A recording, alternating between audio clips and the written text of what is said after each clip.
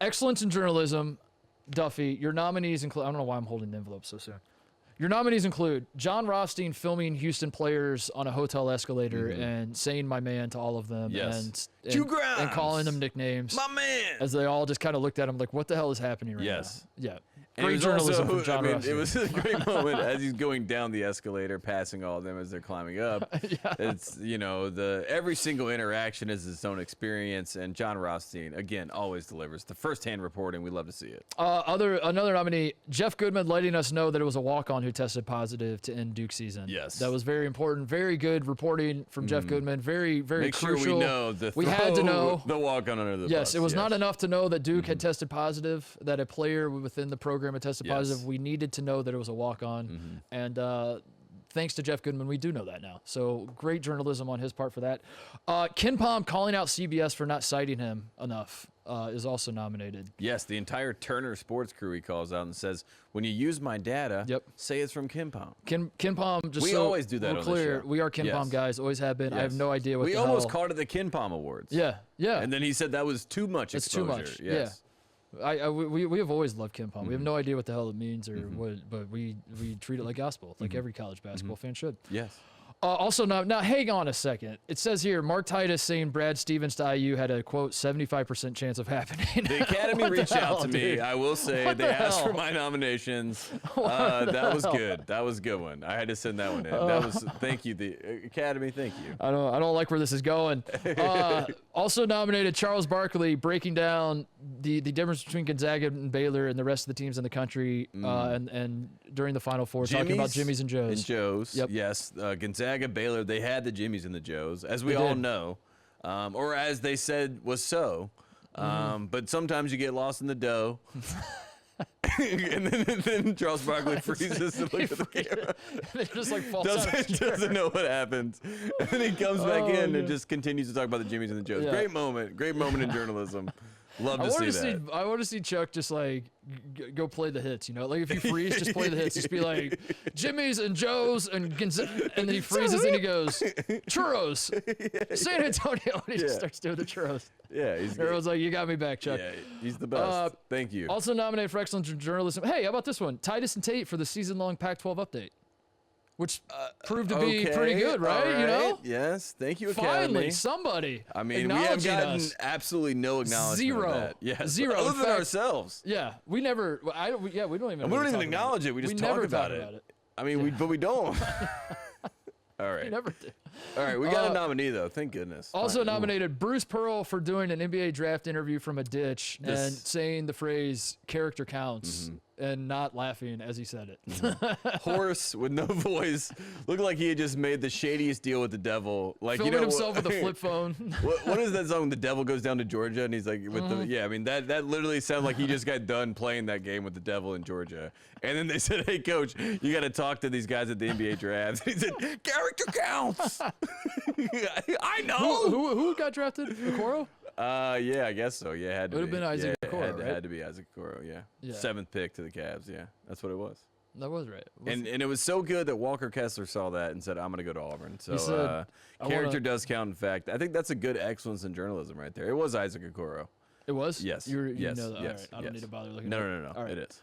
The final handful of nominees we have are Dick Vitale tweeting that Xavier Tillman was returning to Michigan State, which apparently reinforced Xavier Tillman's decision to stay in the draft. Now, if you missed this story, this happened over the summer, Tate. I pretty much just said what happened, but Dick Vitale tweeted the Spartans got like a great. This is great for Michigan State and Tom Izzo that Xavier Tillman's coming back. Yes. Xavier Tillman had not said he was coming back. So what happened is apparently some NBA teams called Xavier Tillman and were like, what the hell? Make sure you don't go back. Yeah, they're like, why are you going? You're too good to go back. We were interested in drafting you. Why are you going back, dude? I don't understand. And then Xavier Tillman, by getting those phone calls, it reinforced that he is going to have a place in the NBA and he should stay in the draft. Dick Vitale making dreams come true. That is what journalism is all about. Make a wish. I gotta be honest. I think if he said, "I'll make a wish I'll get him to the NBA." I gotta be honest. Maybe it should have been nominated for Bag Drop of the Year. I mean, pretty good. That's pretty good bag drop. Also nominated Andy Katz coming on this program and saying that the Big Ten losing in the tournament, so to every team they played basically was just quote bad matchups. After all season long appearing on our air, wearing Big Ten logos on his chest, having behind him. Saying, look, guys, I want it to be just a one-tier situation with Baylor and Gonzaga, but I'm looking at the Big Ten, and they might be on a totally different tier. How many times did he tell us that? How many times did I buy into it? By the end, Titus, I'm looking at you and I'm saying, I think Illinois has to win the title. And Sister Jean is looking at me and saying, LOL, I'm the cold hero of the year. And then the Big Ten loses every meaningful game, except Michigan makes the Elite Eight. And we asked Andy, what the hell happened? He said, bad matchups. Yeah. He said, this is bad matchups. No, he's like, look, if they play any other team that's not as good as the other teams in the tournament, they're going to win that game. If they played inferior teams, they're gonna win. They would have won. 2 more nominees. We have ESPN having Bruce Hornsby on an entire stretch of broadcast during the Texas-Indiana Maui Invitational game when Bill Walton and Jason Benetti were on the call, and they brought Bruce Hornsby on to just talk about God knows what. I actually couldn't watch. We were at the game, not to brag, but we were in the arena for that. But that was a great moment. Yeah, great moment in journalism that will the same tournament that Bill Walton said this game is over when Davidson was up against Texas in the first game. Texas would go on to win the Maui Invitational. That's right. And our final nominee for excellence in journalism, Duncan Robinson, telling us to bet the over in the Pentagon game between Gonzaga and Iowa because it is, quote, a shooter's gym. It was his favorite gym that he ever shot in. He raved about it on when we had him on over the summer. And then the overhit when Gonzaga played Iowa. So great call, Duncan. Friend of the program. Good job, Duncan. Love to see in that regard. Those are your excellence in journalism nominees. And the Duffy goes to... Man. Bruce Pearl saying character counts as he filmed himself. Oh, man. Live with a Motorola Razr. Think about the journalist on a roadside seeing this, ditch. that the excellence in journalism will go to a head coach from a ditch after he just made a deal with the devil. Bruce Pearl, character counts. It's 4 words separated by a colon and a cold heart.